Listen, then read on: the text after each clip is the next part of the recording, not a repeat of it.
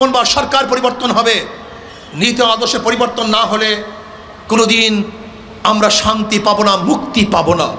যে দলের মধ্যে চাঁদাবাজ, দুর্নীতিবাজ, খুনি থাকবে, সেই দলকে যদি আমরা বয়কট করি তাহলে বাংলাদেশ আর কোনো দুর্নীতিবাজ ক্ষমতা আসতে পারবেন না ইনশাআল্লাহ।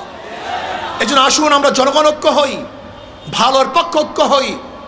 জীবন প্রত্যেকটা কমিটির মধ্যে আলেমদেরকে থাকতে হবে যারা আল্লাহওয়ালা, খোদাবিরু, দেশপ্রেমিক, বিদেশে যাদের বিদেশের সাথে যাদের নারীর সম্পর্ক নাই, এই দেশ, এই মাটি ও মানুষের সাথে যাদের নারীর সম্পর্ক, এরকম বিজ্ঞ আলেমদের দ্বারা কমিটি করার আগ পর্যন্ত কোনো কাজই, কোনো সংস্কারই সুন্দর হবে না। আগামীতে জনগণকে ঐক্য হতে হবে। যাদের দলের মধ্যে, যার মধ্যে গুন্ডা আছে, বদমাশ আছে, দুর্নীতিবাজ আছে, চাঁদাবাজ আছে, আমরা ভোটাররা তাদেরকে ভোট দেব না।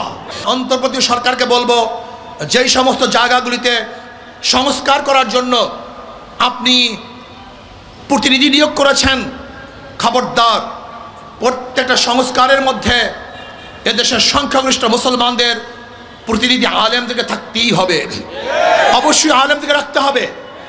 আপনার সংবিধান সংস্কার করার জন্য যেই ব্যক্তিকে নিয়োগ দিয়েছেন, জানি না প্রথম যার নাম আসছে তাকে পরিবর্তন করার পরে আরেকজনকে কেন দিয়েছেন।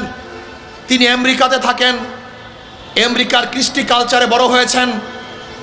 আমি বলবো সেই কমিটির মধ্যে এই মাটি ও মানুষের অবস্থা বুঝে, এই দেশের নারী বুঝে এমন আলেমদেরকে, জ্ঞানী ব্যক্তিদেরকে সংবিধান সংস্কারের যদি সদস্য বানানো না হয় তাহলে বাংলাদেশ আবারও ভুল করবে।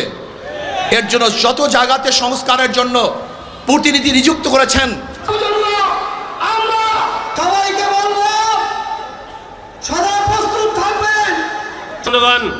আমাদের শাইখে চমনায় বক্তব্য দিবেন আপনাদের উদ্দেশ্যে, তারকে আমরা বলতে চাই।